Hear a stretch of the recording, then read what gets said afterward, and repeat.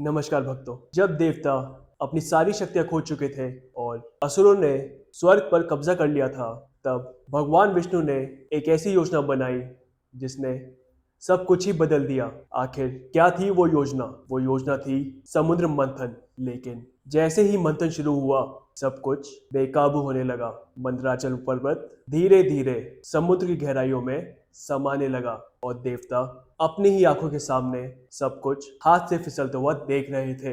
देवता घबरा कर सोचने लगे, अब क्या होगा? क्या सब कुछ यही खत्म हो जाएगा? लेकिन तभी अचानक समुद्र की गहराई में कुछ हलचल होने लगी। कुछ बेहद विशाल, कुछ जो धीरे धीरे अपना अस्तित्व प्रकट कर रहा था। उस हलचल में सिर्फ शक्ति नहीं, एक दिव्य आहट थी। पहले हल्की कंपन हुई, जैसे समुद्र खुद डर से कांप रहा हो।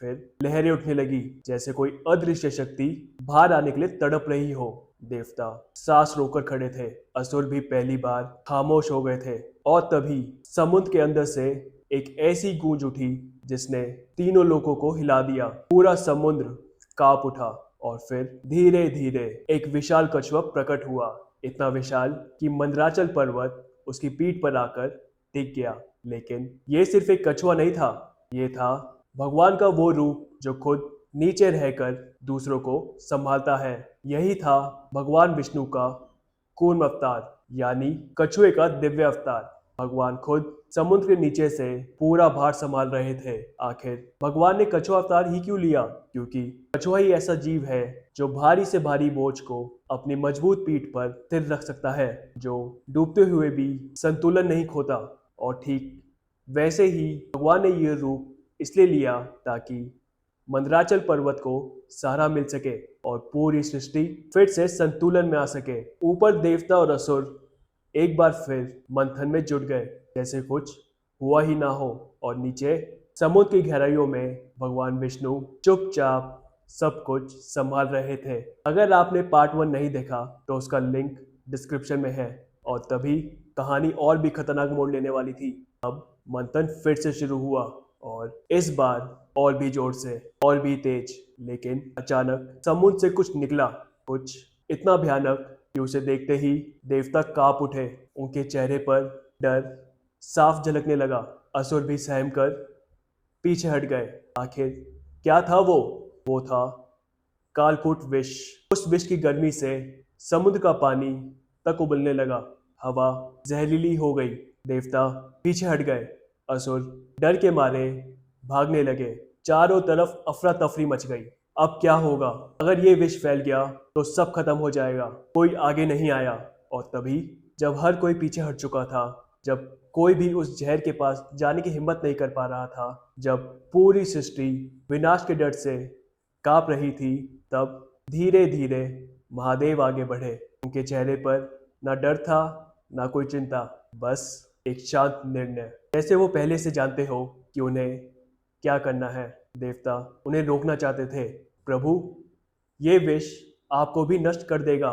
लेकिन महादेव बस मुस्कुराए और बिना एक पल सोचे उन्होंने उस भयानक कालकूट विष को अपने हाथों में उठा लिया। पूरा ब्रह्मांड थम सा गया। हर किसी की सांसें रुक गई और अगले ही पल महादेव ने वो विष स्वयं पी लिया। वो विष जो पूरी सृष्टि को खत्म कर सकता था, अब उनके कंठ में समा चुका था। उनका गला नीला पड़ने लगा। दर्द असहनीय था, लेकिन फिर भी उन्होंने उस पीड़ा को अपने भीतर ही कैद कर लिया, ताकि उस विष की एक भी बूंद इस सृष्टि को छू ना सके। उस दिन भगवान ने सिर्फ सृष्टि को नहीं बचाया, बल्कि ये भी सिखाया कि सच्चा देवता वो होता है जो खुद दर्द सहकर दूसरों को बचाता है। और तभी महादेव बन गए नीलकंठ। लेकिन कहानी यही खत्म नहीं हुई।